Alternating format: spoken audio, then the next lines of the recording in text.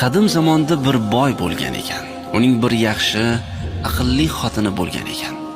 Bir kuni boy xotiniga: "Davlatimda xo'p davr suryapsan-da. Mendan bo'lakka tekkaningda ne kunlarni ko'rarding?" debdi. "Yo'q", debdi xotin eriga. "Erni er qiladigan ham, qaro yer qiladigan ham xotin." Xotinining bu gapidan boy darg'azab bo'lib, uydan haydab yuboribdi. Qorong'i tushib qolgan ekan. Xotin yo'lga chiqibdi-yu, charchab bir daraxtning tagida o'tirib, tunni o'tkazmoqchi bo'libdi. Ancha o'tiribdi. Shu vaqt o'tin orqalagan bir yigit kelib, uning yonida to'xtabdi. "Qo'y singlim", debdi o'tinchi. "Bemahalda yolg'iz nima qilib o'tiribsan? Uyingga borsang bo'lmaydimi?" "Uyim yo'q", debdi xotin. "Ota-onam juda yoshligimda o'lib ketgan", debdi. "Mening ham bir keksa onamdan bo'lak hech kimim yo'q. Men o'tin terib kun ko'raman. Yur biznikiga. Och bo'lsak, och, to'q bo'lsak, to'q yasharsan", debdi yigit. Yigit xotinni ergashtirib uyiga olib ketibdi. Xotin ko'rsaki, o'tinchining hovlisini ko'rib bo'lmas emish. Hamma yo'q o't, ko'pdan beri supurgi tegmagan, keksa onaning egnidagi ko'ylagi kir, yog' bosib ketgan ekan. Xotin hovlini supurib sidiribdi, kampirni yuvib tarabdi.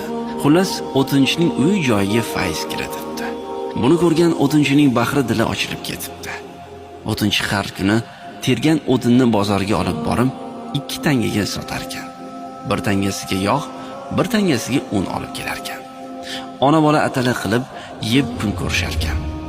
Xotin o'tinchinikiga kelgan kunning ertasi o'tinchi o'tin tergani ketayotganida undan iltimos qilibdi: "Agar bugun ham 2 tangaga o'tin sotsangiz, bir tangasiga ro'zg'or qiling, bir tangasiga ipak bilan do'ppi tagi olib keling." Kechqurun o'tinchi xotini tayinlagan narsalarni olib kelibdi. Xotin ertasi kuni o'tinchi kelgunicha chiroyli do'ppi tikib bitkazib qo'yibdi.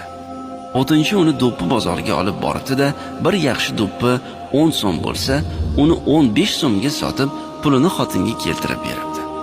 Xotin kunda yigit o'tin terib, sotib kelguncha do'ppi tikib, bozorga chiqarib sotishga taxt qilib o'tirar ekan. Buning ustiga uy-joy, qozon-tovoqqa qarashga ham ulgurar ekan. "Endi hunar o'rganing", debdi xotin yigitga. Erkak kishiga hunar kerak. Yigit duradgorlikni o'rganibdi. Ko'p o'tmay yaxshi duradgor ham bo'libdi. Uy-joy ham qurib olishibdi. O'tinchining uyiga kundan kun fayz kiribdi. Topgani oziq-ovqat, kiyim-kechakdan ortadigan bo'libdi. Kampir ham, o'g'li ham ayolni